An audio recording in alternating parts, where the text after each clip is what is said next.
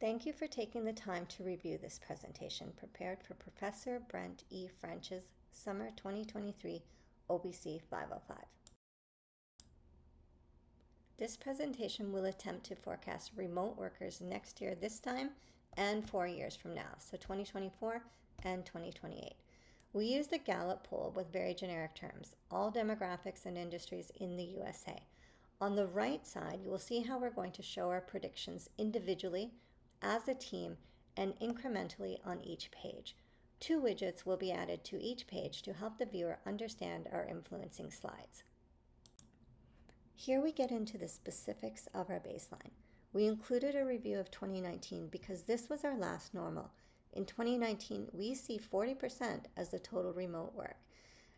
At the beginning of the pandemic, everyone was sent home. Remote work went to 88%. From then till today, we went down an average of 10%. Currently, we sit at 80% of the population doing remote work. This is what we know for sure. Based on this current 80% remote work, as a team, we have come to a baseline of 77% for our starting point. On the following slides, we will look at influencers and adjust incrementally. Location requirements will also be an important factor for remote work. The charts below from Gallup show that workers are showing a preference for some form of remote work. And then we have the other end of the spectrum on the right, where we have to account for jobs that require on-site workers.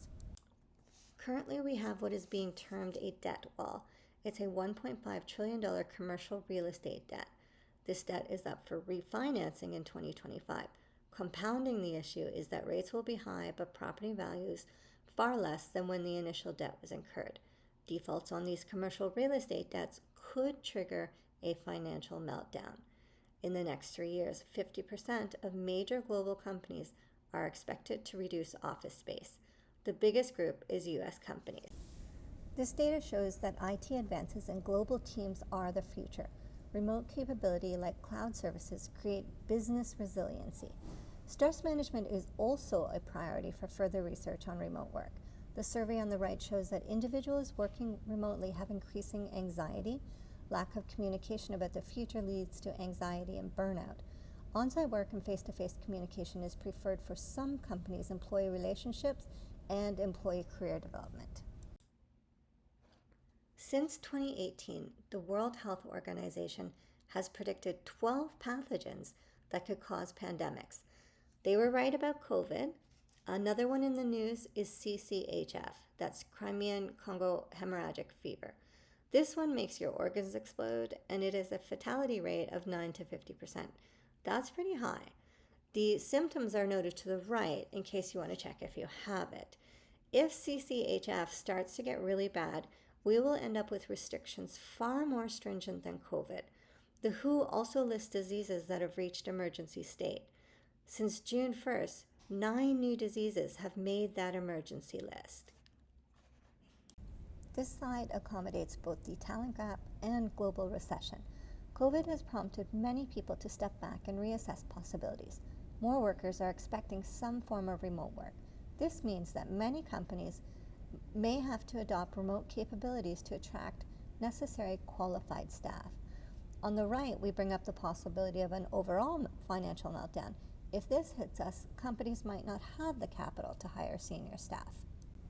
We created a matrix to log work, and daily stand-up meetings were held. 60% of the team were fully engaged.